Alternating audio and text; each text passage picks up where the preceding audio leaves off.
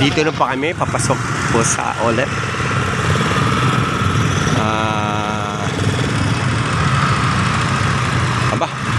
Mayroon po nakalagay ditong Glory to Ukraine.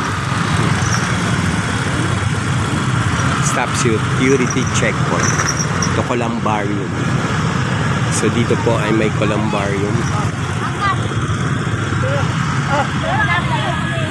Medyo malayo po ito dahil papasok pa po. Ito po yung pinaka-chapel. Pero ang mag-o-officiate po ay si Pastor.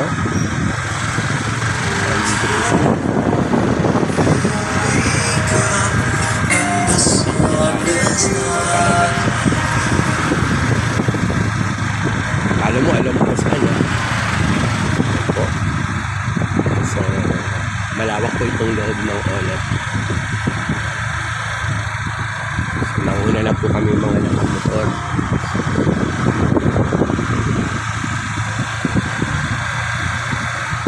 Kita nyo po na maganda po rin ang private cemetery, kaya maganda po ang loob, malawak. Yan po, maayos.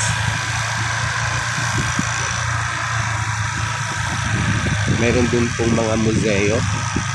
Siyempre, alam niyo pong mayayaman yun na andyan sa mga museo na yun. So meron din po dito. Bali, dalawa po siguro ang magaganap na burial or interment sa lugar na ito. Dito po yung isa. Nandito na po ata. Kanina pa, yung umaga. At dito po yung ikalawa. So hinihintay po natin sila. Dun, medyo malilim.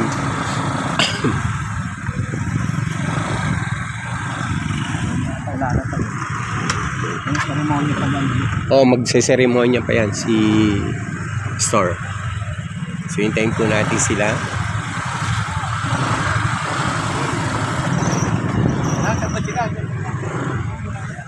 So dito po gaganapin ang munting seremonya.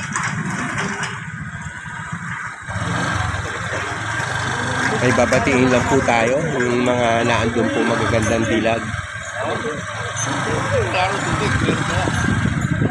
May babatiin lang ako.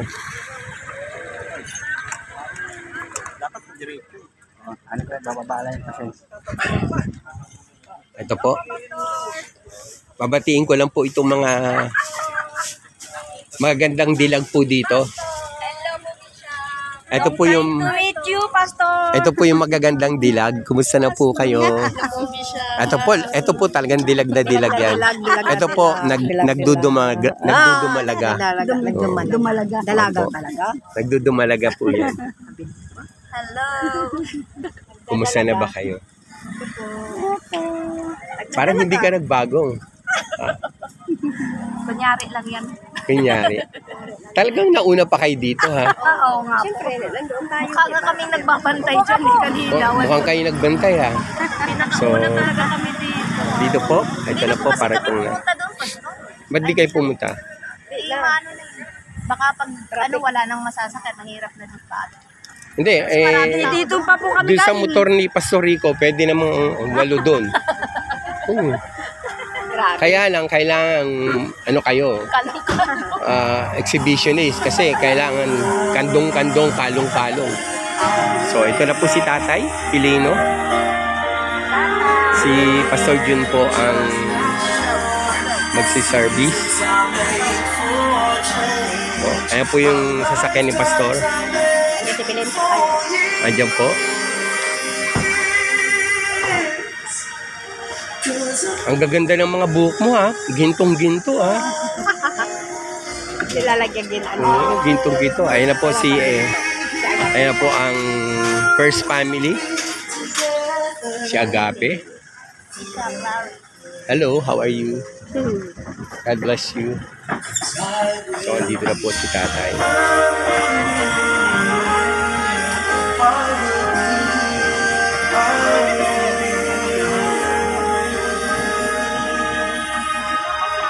Dito po, ano bang pangalan nito yung kabuuan? Our Lady. Ito? Our Lady. Internal Peace. Our Lady. Eternal Peace. Opo. Our Lady of Internal. Eternal. Opo. Eternal Peace. So, ito po yung pangalan ng cemetery. Ano po, binubuksan na po yung flag. Si tatay po ay naglingkod sa bayan. Kaya meron pong Philippine flag.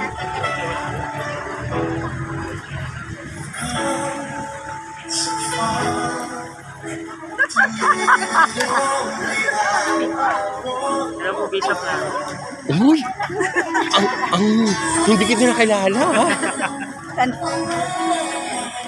po. So,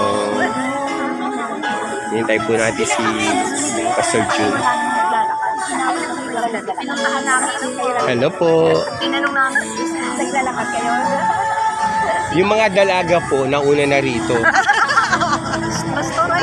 Kaya lang, kagabi pa raw po ata sila dito. Eh. Nag-overnight. Nag-overnight na po dito. Maganda kasi nandito lang sila nandito lang po sila. Dito rin?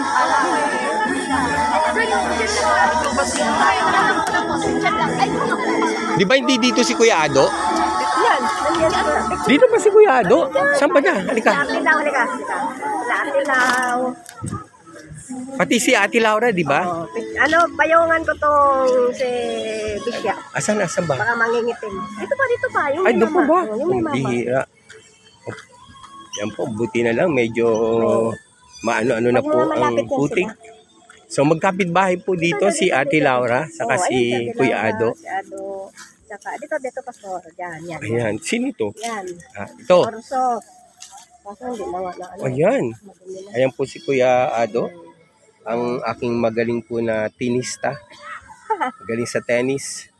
Ayan po. Asan si Ate Laura? Si Dadad. Oh, ito pala si Dadad. Ano? Si Dadad. Saka. Magkakatabi talaga sila, ano?